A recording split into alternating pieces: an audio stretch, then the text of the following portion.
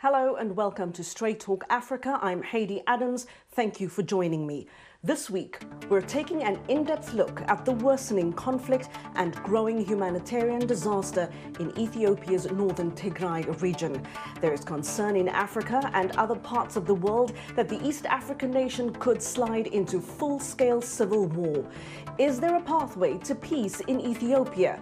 Carine Kaneza Nantulya from Human Rights Watch joins us to talk about lessons learned from other conflicts. We'll also bring you a VOA exclusive documentary, Terror in Tigray. VOA's correspondent Heather Murdock traveled to the largely cut-off conflict zone as well as refugee camps in neighboring Sudan and brings us the stories of those displaced by the conflict.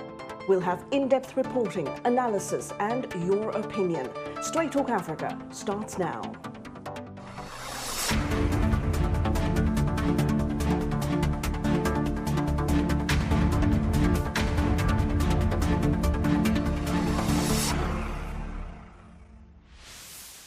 Ethiopia is one of Africa's most powerful and populous countries. It's also one of the continent's most well-armed nations. Ethiopia has endured military rule, famine, and civil war to become one of Africa's most promising nations. Just 2 years ago, analysts described the country as the continent's new economic powerhouse. But now Ethiopia is in the grips of a bitter conflict the United Nations says is marked by extreme brutality and possible crimes against humanity. How did the East African nation get here? Let's take a look at how and why the deadly conflict erupted.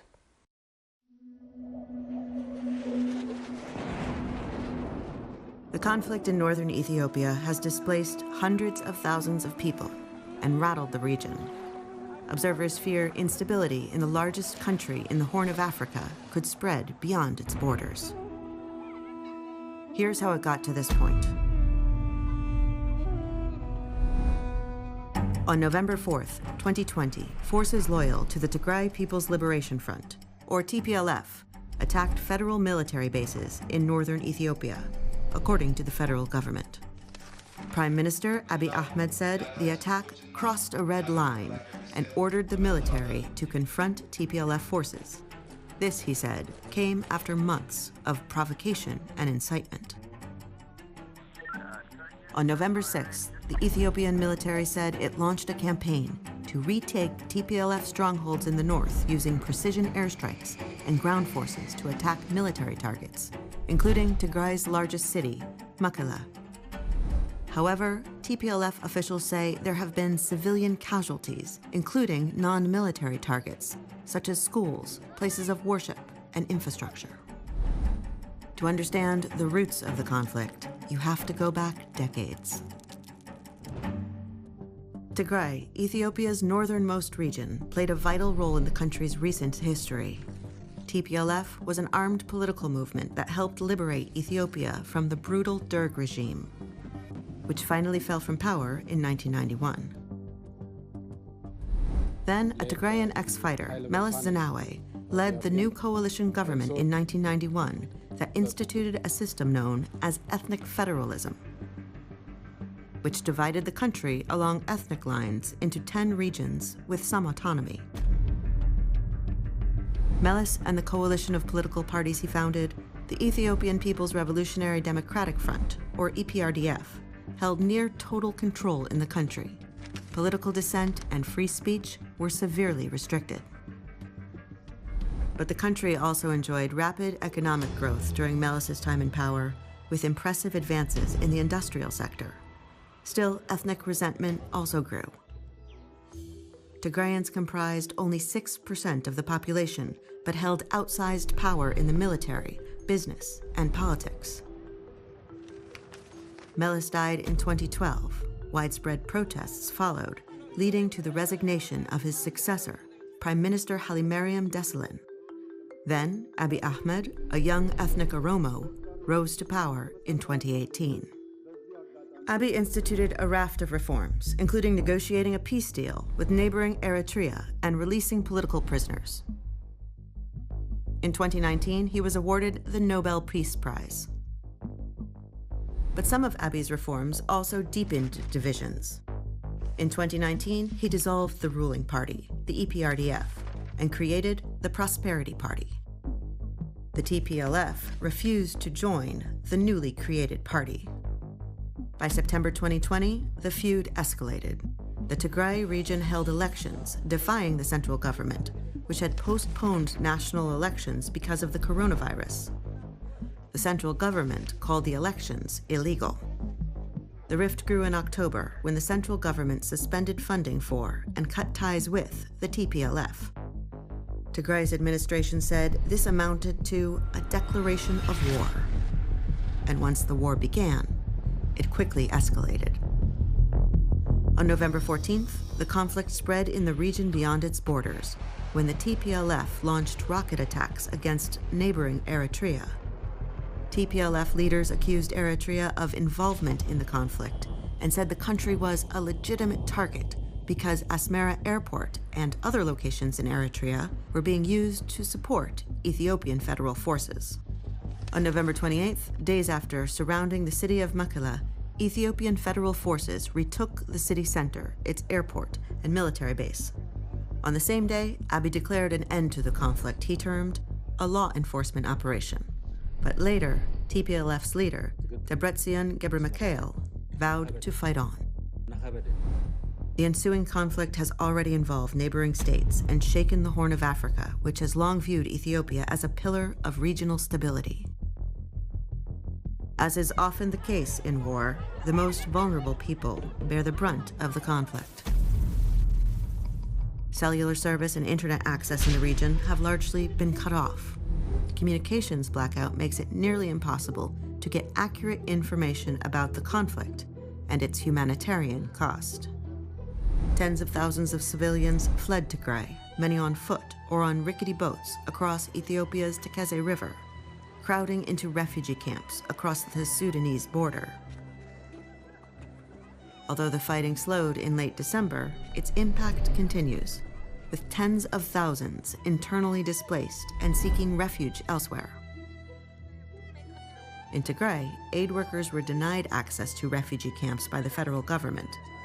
Relief agencies warned of continued dire conditions in what they called a full-scale humanitarian crisis in the region. As access to parts of the Tigray region is still restricted, the UN and other organizations say some people have died of starvation and many more are at risk, in addition to the spread of COVID-19. Refugees in the camps in Sudan say they won't return to their homes because they fear for their safety, and the long-term direction of the conflict remains uncertain.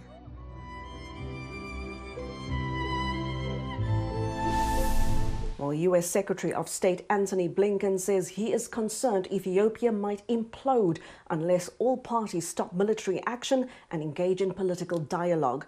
Secretary Blinken is visiting Africa this week. He's slated to visit Kenya, Nigeria and Senegal. And many worry that Ethiopia's year-long war in the Tigray region may be spiraling into a deeper conflict. VOA senior diplomatic correspondent Cindy Sain has more. Tensions in Ethiopia have risen following reports that Ethiopian authorities have rounded up hundreds of Tigrayans, including some who are United Nations and African Union staff members, days after the government declared a state of emergency. U.S. Secretary of State Antony Blinken spoke about the situation at the State Department.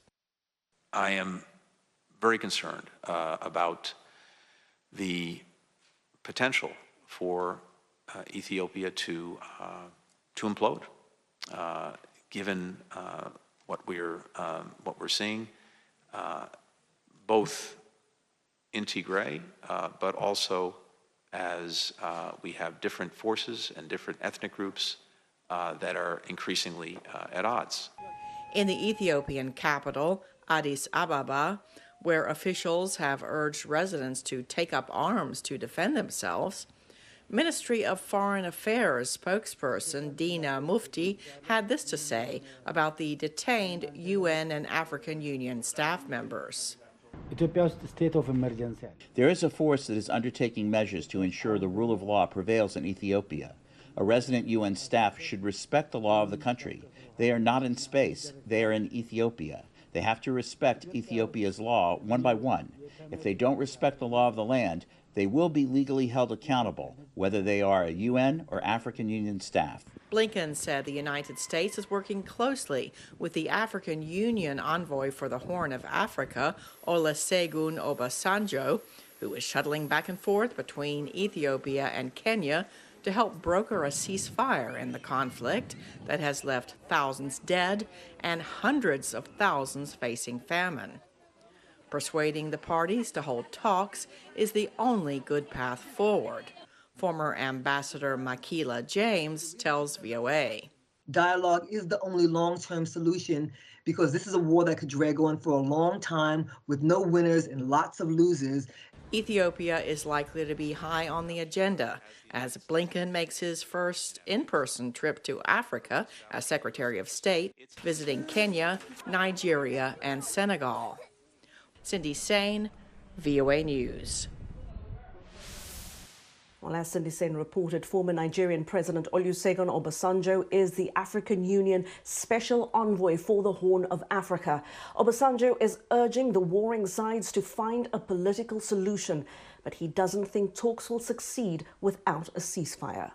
All these leaders here in Addis Ababa and in the north agree individually that the difference between them are political and require political solution through dialogue.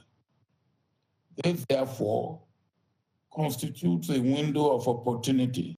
Human Rights Watch is calling on the AU and the UN to hold an emergency session to press for a global arms embargo on Ethiopia and neighboring Eritrea and for the humanitarian blockade on Tigray to be lifted. It's also calling for targeted sanctions against members of all warring parties behind serious human rights abuses and violations of international humanitarian law, as well as an international investigation mechanism to preserve evidence of international crimes and pave the way for accountability. Now, earlier I spoke to Human Rights Watch's Africa Advocacy Director, Carine Kaneza Nantulya. She has worked on peace negotiations between the Ugandan government and the Lord's Resistance Army, as well as conflict resolution efforts in Burundi, Sierra Leone, South Africa, and Rwanda, to name a few.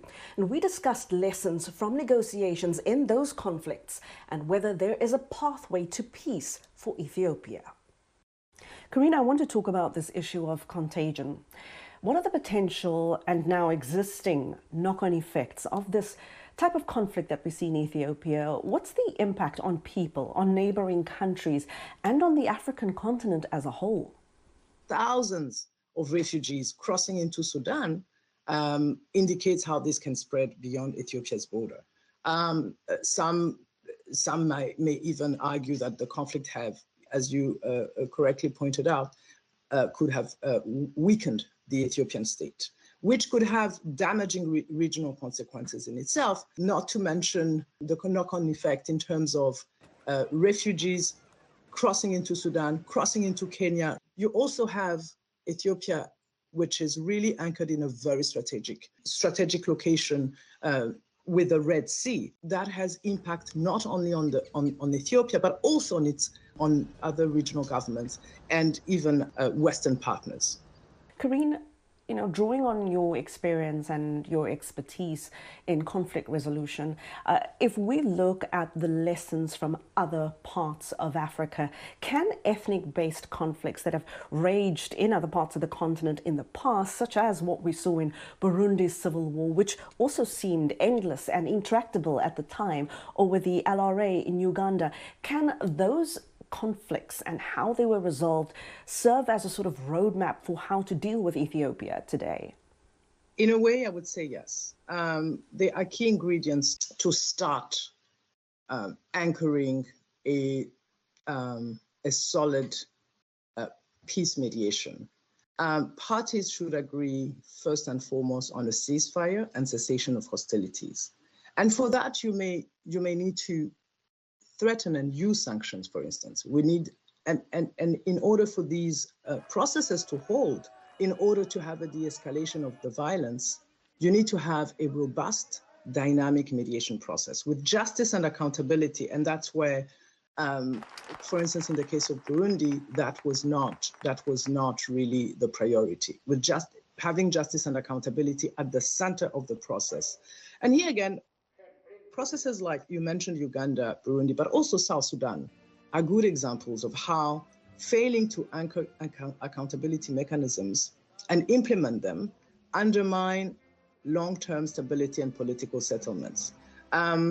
What do we need to have this a strong, sustainable mediation process? First of all, you need to have political will, which at this stage, one is difficult to really see from the warring parties.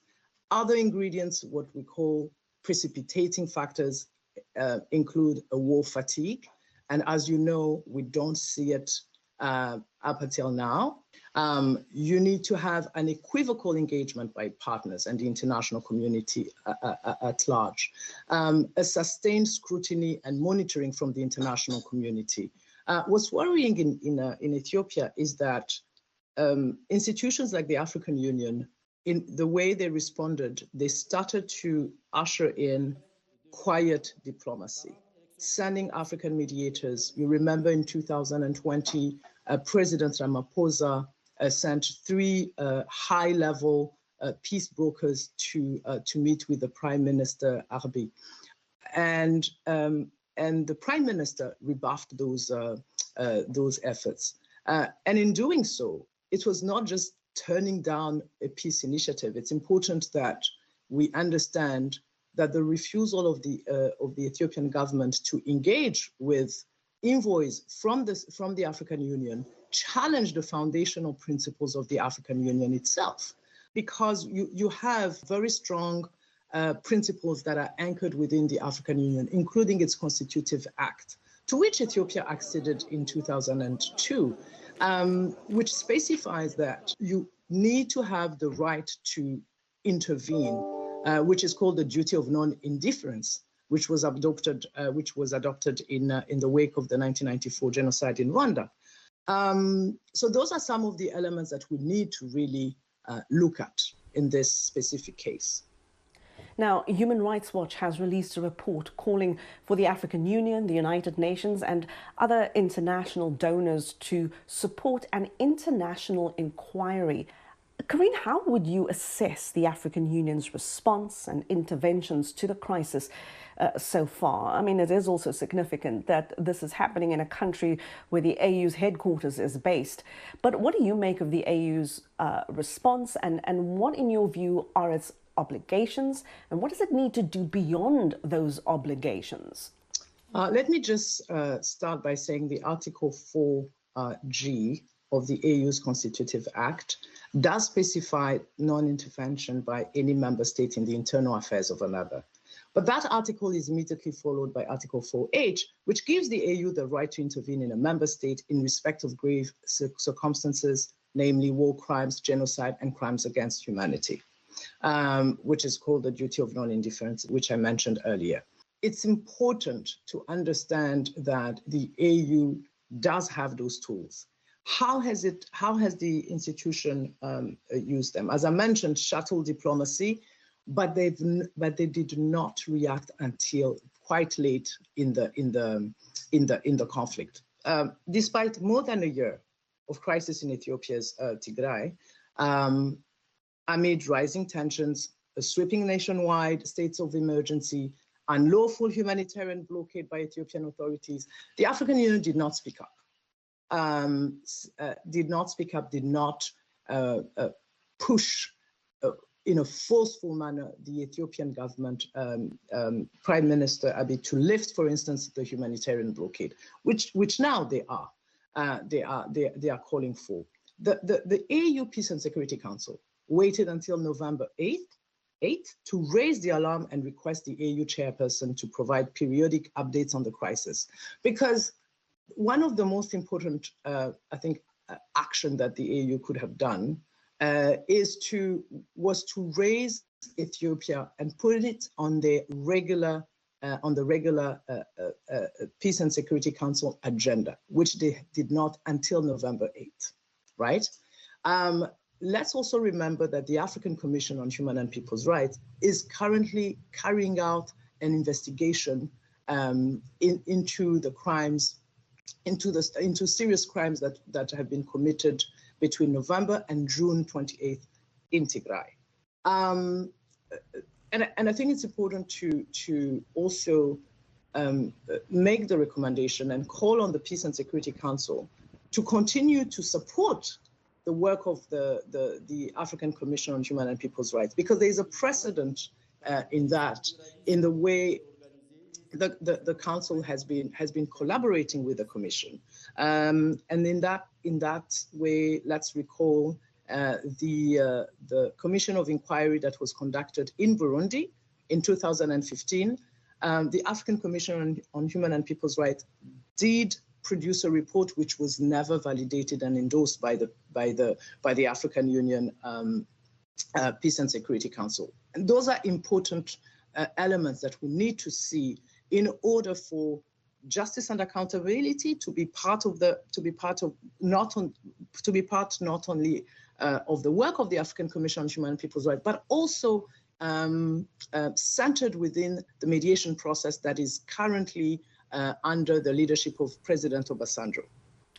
And you know, there is the now and all the efforts to bring a political solution to this. But what about what happens afterwards? I mean, inside this country, how does Ethiopia come back from this war, in your view? Because resolving the conflict itself is one thing, but then what follows next for the people of that country? How do you reconcile and unite a nation so divided? And are there lessons about what to do and what not to do that you have learned in places where you have lived and worked, like South Africa and Rwanda? I think, yes. I think it's important to have a victim-centered process. I think the first lesson is that victims are the human face of this of any political process, and victims do need justice. They need reparation, and they need to reconcile with what has happened to them. And you have different models, right? South Africa went for a Truth and Reconciliation Commission in which perpetrators could get amnesty on condition of full disclosure of their crimes, in the absence of which perpetrators were prosecuted. Rwanda, for instance, had a combination of international justice with the International Criminal Tribunal for Rwanda and the Gacaca courts, which are homegrown peace-building tools and institutions. And in both cases, there were shortcomings. And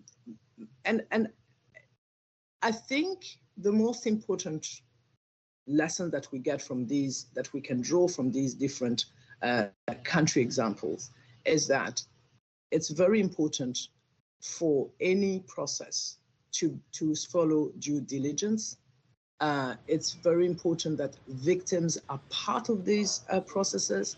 It's important that accountability is implemented and pushed for, not only by human rights organizations and the victims, but also by stakeholders who more often than not will be sitting at the negotiation table.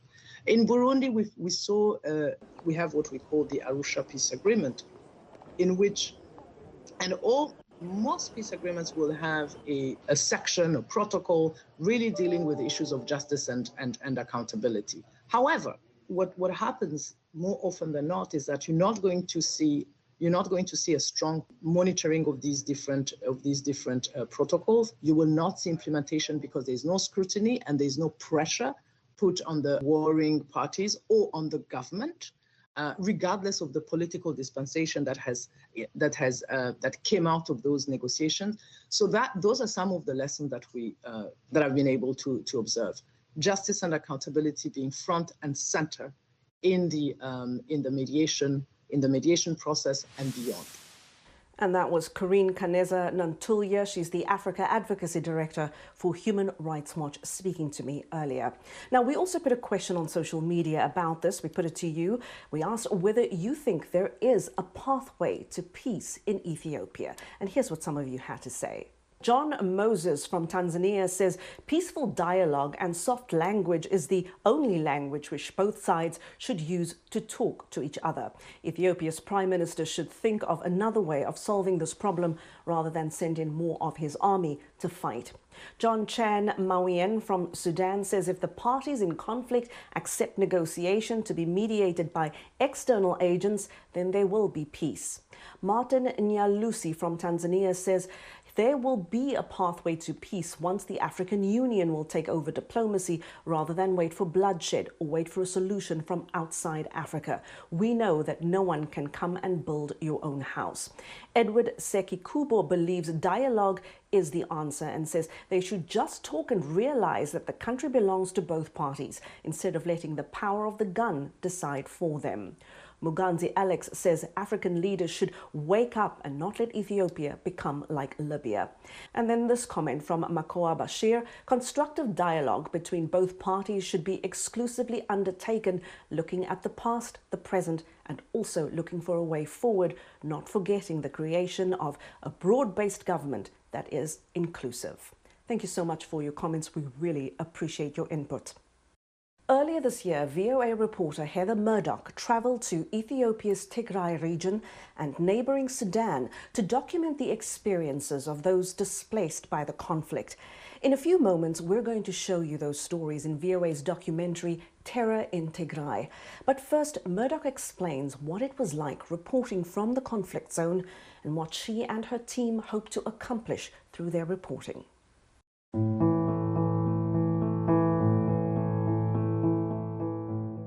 What I wanted to show with the documentary that I thought wasn't being accomplished in the news in general is the humanity of it, like the real people, because the people who are being impacted by this, they're just like you or me if we were in such an extraordinary situation. I also wanted people to know about the crisis on a larger scale. It's something that's widely reported, but so many people have come to me and said, I had no idea this was happening. Even somebody who follows Ethiopia closely, who's spent time there, finds Ethiopian politics and conflict very confusing and hard to understand. So I was hoping to not explain everything, but at least present the basics, that it's not impossible to care about it, even if it's difficult to understand it all. When I got to Tigray, it was a time about 10 days before the Tigrayan forces took over the Mekelle, or the capital city of the region. So one thing we could sense immediately was the tension between the government forces and the population. And the other thing that I noticed right away from the first day of interviews is that people in Tigray speak kind of with one voice. Like they have opinions about who should be in charge, and they're not shy to say so, what they think, even though it is opposing, or was at the time opposing, the forces that were controlling their region. And then the third thing that surprised me was how in the center of this huge crisis, that everywhere we looked, there were people just trying to live normally and almost trying to pretend that nothing was happening. So people would be going about their normal lives, and then you'd go to the hospital and you'd see like the level of destruction that was happening in the region, but people still have to survive and go about their day and try to get on with it. As a journalist, I was completely surprised almost by everything in Ethiopia. The government of the past, I was there in 2010 with Meles Zenawi leading the country. That government was well known for being very hard on journalists, and many people would get detained and deported, including myself. And when we got to Ethiopia, I knew there was a different government, but I also knew that we would be reporting stories that particular government has in the past not liked. We just decided that we didn't have any option, that we would have to just go in, report the stories as we see them, and not hold them till we leave the country. I expected to be not harmed or even put in jail, but I expected to be asked to leave the country shortly after I got there. But not only did I stay the entire time we planned, we were granted another press card to cover the election afterwards. But this one was unique from a journalist perspective in that we couldn't plan for anything. There was no way to do security analysis to know where to go and if a place would be reasonably safe or completely dangerous. I mean, at some points, we were at a checkpoint and the soldiers stopped us and they asked us to stand out of the car, and we waited for a while, and they told us later the reason why we were being stopped both in and out of that area was because they never saw foreigner journalists coming this way. They didn't know what the rule was, whether they were supposed to let us pass or not. There was at some points we were in the middle of nowhere and somebody said there's a sniper on the mountain pointed at you. And so we left quickly. But honestly, I have no idea if there was a sniper on the mountain. I didn't see it, and I'm not sure that person was telling the truth. So yeah, there was a lot of not knowing what's happening, what's going on, and what could happen at any moment.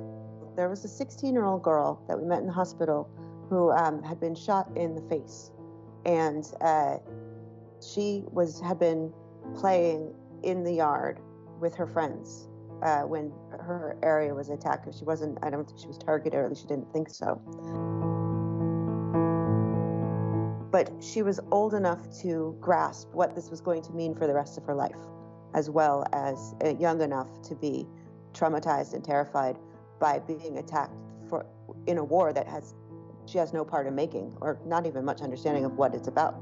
I didn't realize that this conflict is not a new conflict.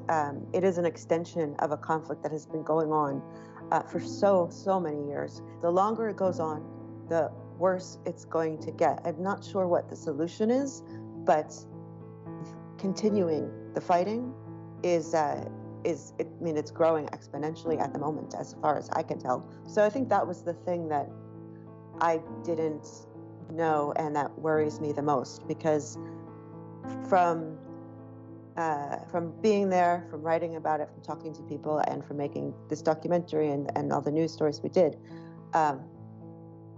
it feels just overwhelmingly sad and utterly hopeless, and I'm not sure what should be done or what can be done, but something has to be done.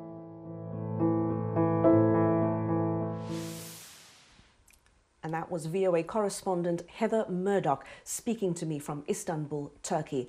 And after the break, we will bring you the VOA documentary, Terror in Tigray. We'll be right back. Health, wellness, sport, beauty, medical breakthroughs. Healthy Living cares about your well-being. What are the main health concerns in Africa and around the world? Find out the latest on coronavirus. Connect with our experts and ask them questions. How long does the virus stay? Join me, Linor Moudou, in Washington, every week on Healthy Living, right here on VOA. You're watching Straight Talk Africa on the Voice of America. Welcome back. This week, we're taking you inside Ethiopia's Tigray region and the growing humanitarian disaster there. Earlier this year, VOA's Heather Murdock and her team travelled inside the largely cut-off conflict zone, as well as refugee camps in neighbouring Sudan, to bring you the stories of the many people displaced by the conflict. Here is Terror in Tigray.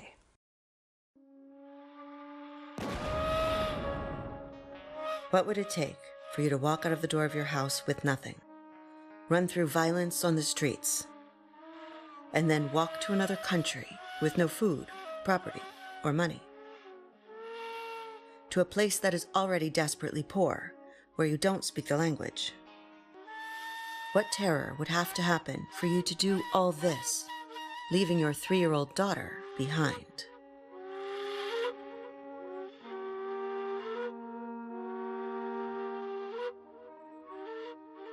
Horrifying accounts of human rights abuses continue to emerge from Ethiopia's northern Tigray region. Reports of atrocities and food shortages. The UN says without significant help, things could deteriorate.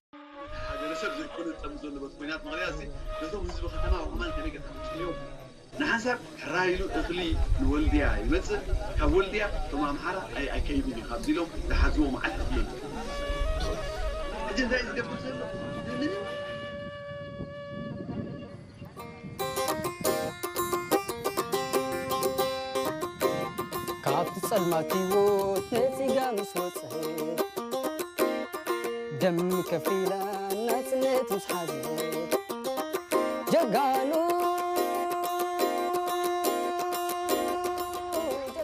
My name is Hafton Kidu. When I was in my country, I was leading my life in good way. Just when the war is happened, I came here as refugee people.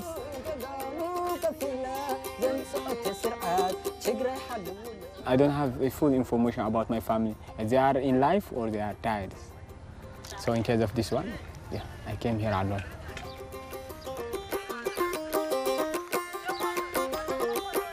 In late 2020, war broke out in Ethiopia's Tigray region. Tens of thousands of people, like Haftam, fled to camps in Sudan, where they remain, with no prospect of going home.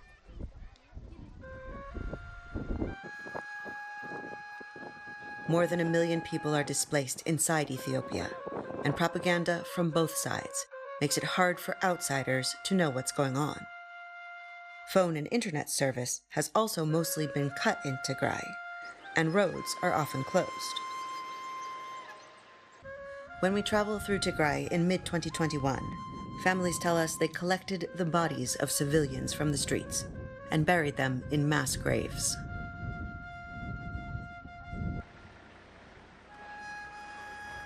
They say their homes and businesses have been looted.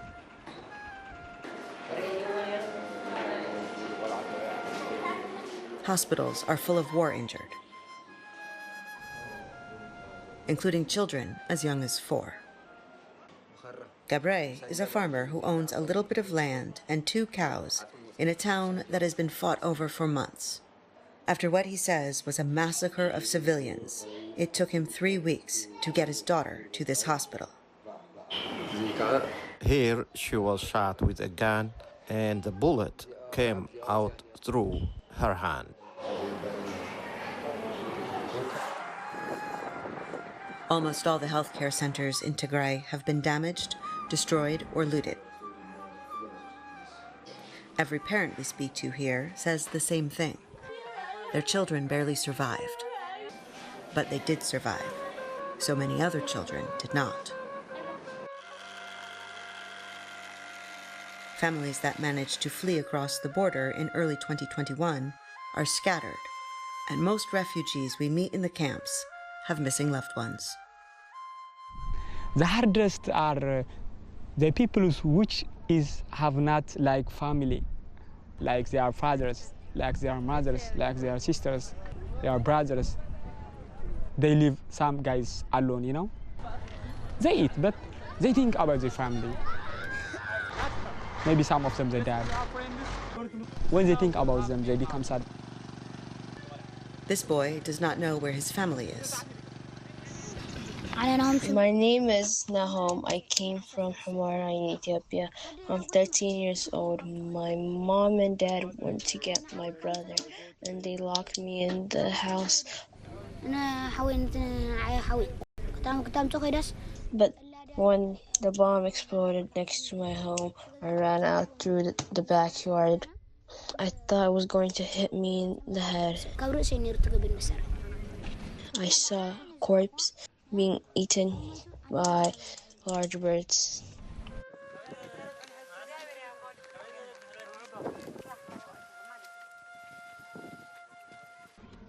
Michaela Haftu was an artist in Tigray before he escaped with his pregnant wife and small daughter. The bombs kept going on for 4 days. We hope it would stop in a day or 2. But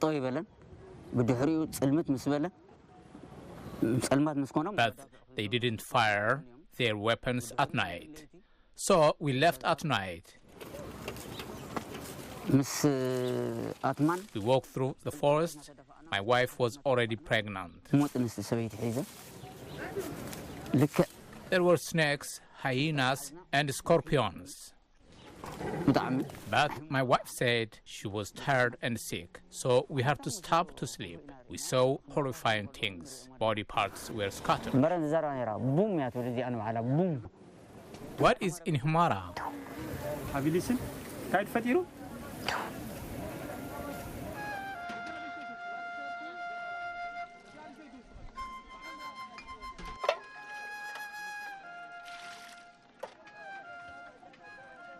In the rush to escape the war, other parents we meet lost their children.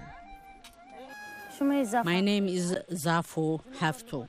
I came from Ba'akhar in Tigray, but I worked and studied in Humara.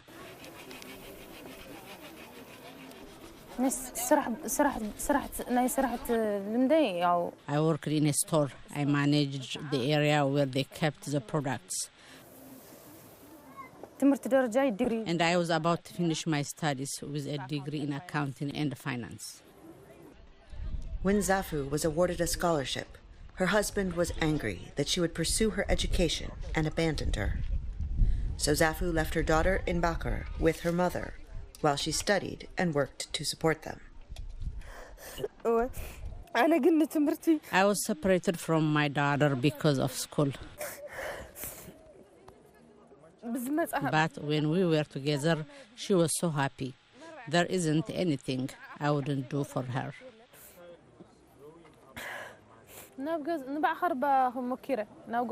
When the war started, I tried to go to Ba'akhar to get my daughter.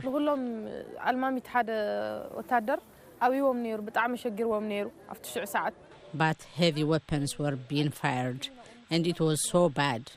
The soldiers said no one is allowed to go there. And they would not let me pass. I couldn't stay in Humara because there was heavy shelling. So I fled with my landlords to Hamdait. I had no money, so I relied on them for food for 3 days. I came with only the clothes I was wearing. I didn't bring my school or work documents. No one else from my family came here. It was so hard. I was exhausted and couldn't search anymore. I couldn't eat for 5 or 6 days. Her name is Magda Gebretzadek.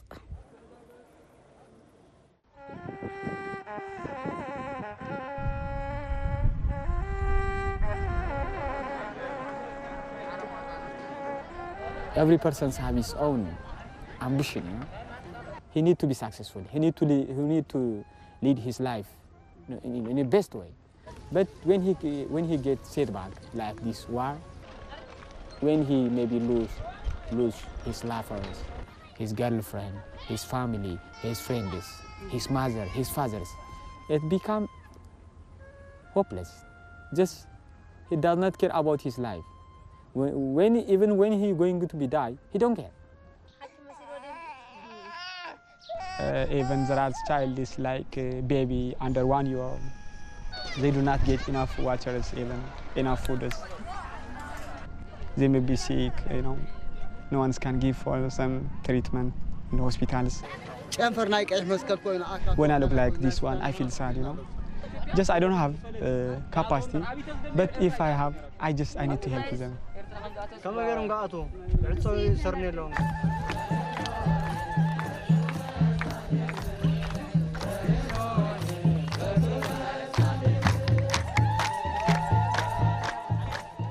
Christian Ethiopian refugees in Sudan celebrate the holy day of Epiphany.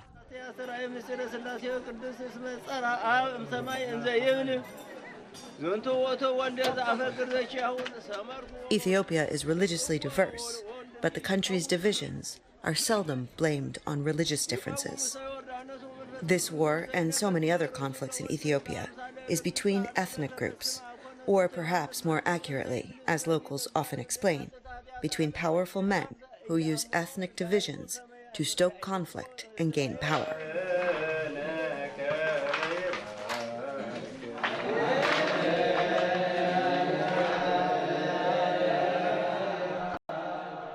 Johannes Nagusa is a priest who fled Tigray as bombs exploded near his home in Humara. When a person is weak, he argues with his children and wife. The Lord said, I am peace, and you should live in peace. Because I am peace, you should live peacefully and with love. These are his words. He doesn't allow fighting. Instead, we create weakness and chaos.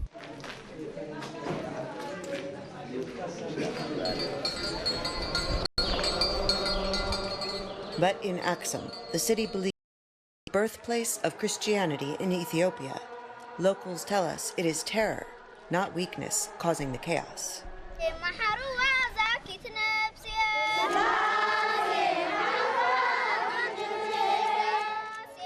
Hundreds of people were killed in Aksum as Ethiopian and Eritrean forces swept through the region. Locals told us varying details about what happened, ranging from mass shootings to house-to-house raids.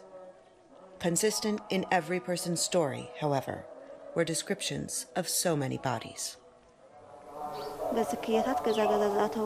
They were searching homes door to door in some areas, but most people escaped to the countryside, afraid of what had happened. Nobody could bury the dead bodies.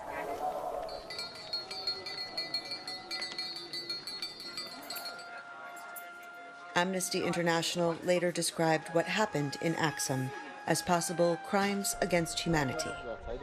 Tigray has endured many other war crimes, the organization also says. Thousands of civilians have been killed, and the economy is decimated.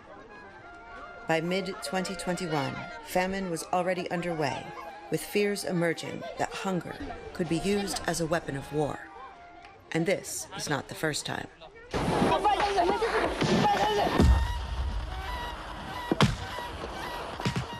In the 1980s, the world watched as war and famine ravaged Ethiopia. More than 300,000 Ethiopian refugees fled to Sudan then, most of them from Tigray. In the camps, many of the refugees are returning for the second time.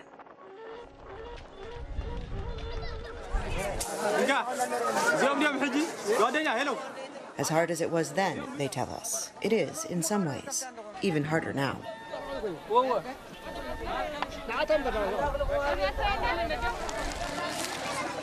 This time it is worse. This time it is too much. People are being burned alive, and homes and churches are being destroyed. My name is Berhane Masala, and I am 74. Listen, let me tell you, almost everyone was killed. People die in front of you. When you flee, you see people's bodies scattered as they were killed, falling and shaking. Now, what can I say? You know how it is. We are happy to get these shelters here.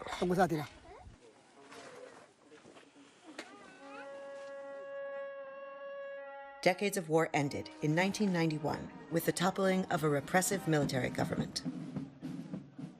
A Tigrayan military fighter, Meles Zenawi, emerged to lead a new government of ethnic federalism, which divided the country along ethnic lines.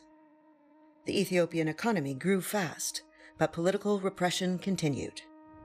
Territorial disputes with neighbors, including the newly independent Eritrea, once part of Ethiopia, turned into armed conflict. Resentment grew of Tigrayans, who make up 6% of the population, but the Tigrayan elite dominated the country politically.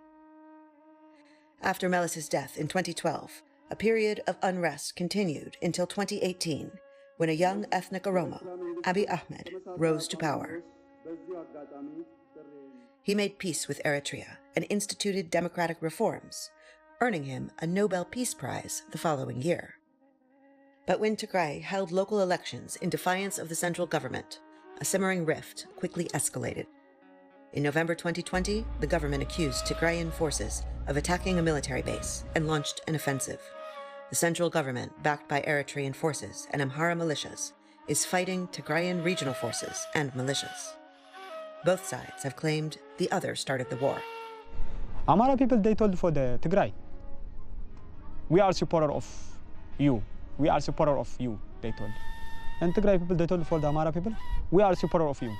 So when we come to this one, how they can make peace between them?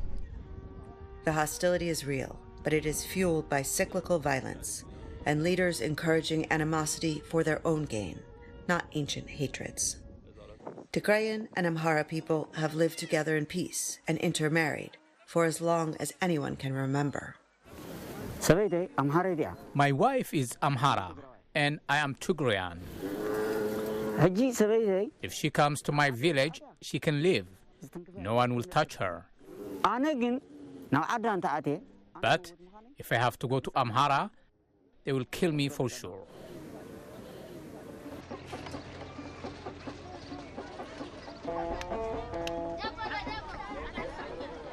When people get to the camps in Sudan, it is often not clear how to get shelters, food, and water, or if it's available at all. Haftum rarely has extra money from the small jobs he picks up around the camps, so he tries to help people by sharing information. I need to help. Just when I help the people, my brain it gets peace, you know.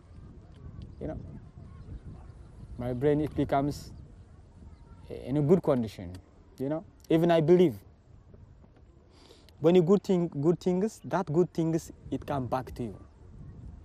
If cannot be come back to me, they can be come back to my child. They can be come back to my family, even to all my countries. So helping for the people is the first interest of me. It's a principle he's held since before the war, when he worked to improve business and agricultural practices for farmers like his parents.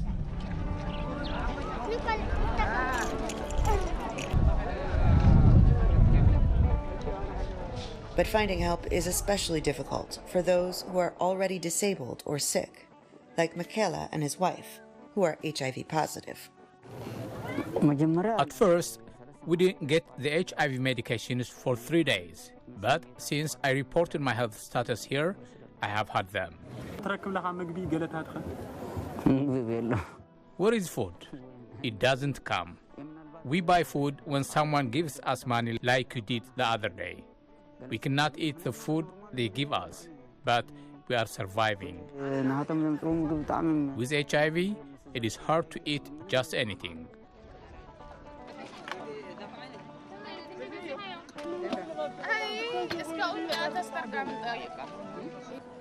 Local Sudanese people have helped more than the organizations. People here are not happy. There are 5 people in a room, and there are fights.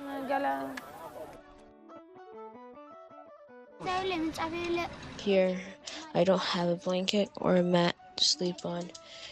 Do you know where I slept yesterday?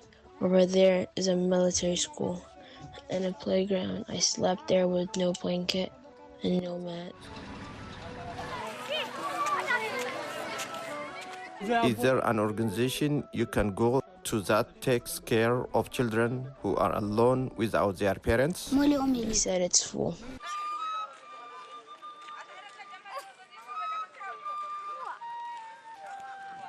Even if he could get in, Nahom says he doesn't want to stay with an organization. He says the children are not free to roam the camp, and he's heard they don't get enough food.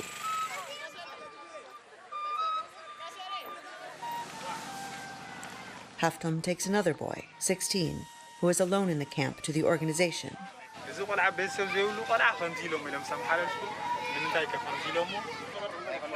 And he too is told they have as many children as they can support. So he has not family. They shade for us. We cannot do anything now.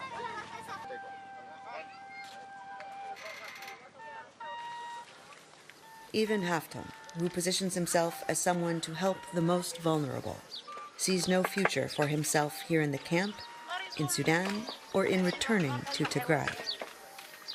I lose my home, even my document. Just I have already graduated. Just when I go back to my home, really I cannot get my document. Really, they already burn out. They can throw it on the road. Just that's give me like hopeless, like this, disappointed. After the last war, we went home when they told us there was peace. We went back to our homes with a little help from the Red Cross. When we returned to Ethiopia, my mother's siblings were killed. My story is like this. I am repeating her story. If I find my family, I'll bring them here. I will not live there.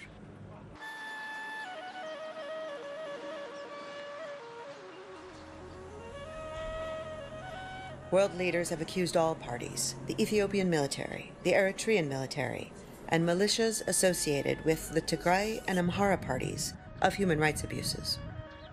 But government forces and their allies have been accused of mass murders, forced removals, and ethnically motivated violence, including systematic mass rape.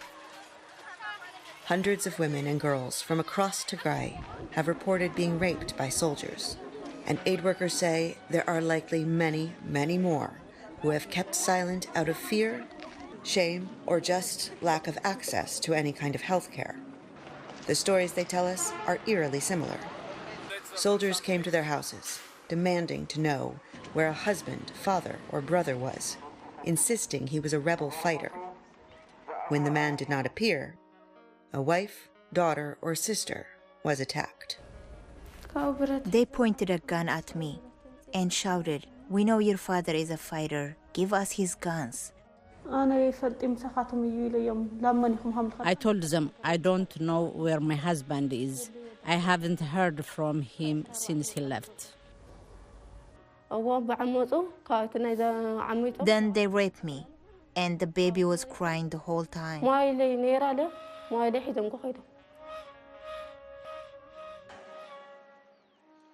The Ethiopian government has arrested dozens of soldiers accused of rape, but has mostly been silent on the issue. The government has also acknowledged many other abuses, but blames Tigrayan forces, who it designated a terrorist organization. For many refugees, returning to Tigray is not an option. Some fear the conflict could even spread to the camps. Even now, we are very scared to be here because we can see on TV that militia says, even if they are in a camp in Sudan, we can bring them here by force. Our lives are in danger. If the world can see and hear us, we need a solution. Rights organizations and other leaders have called upon the Ethiopian government to hold peace talks. But the conflict continues as alarming reports of extreme hunger and famine emerge amid fears the humanitarian crisis will continue to deepen. We were forced out of our country, and now the world is watching us die again. I suppose the world is blind. Be sure to join me on the next Straight Talk Africa as we discuss the return of Africa's stolen art. France has repatriated 26 looted colonial-era artifacts to Benin. Now museums in Europe and the US are rethinking what to do with their African art collections. We'll speak to artists and museum curators about the colonial past of Africa's art and its future around the world. Join me, Haydé Adams, on the next Straight Talk Africa. And that is our show this week. Thank you to all my guests and all my colleagues who contributed to this week's show. And thank you for always watching and always listening. I'll see you next time. Take care. Goodbye.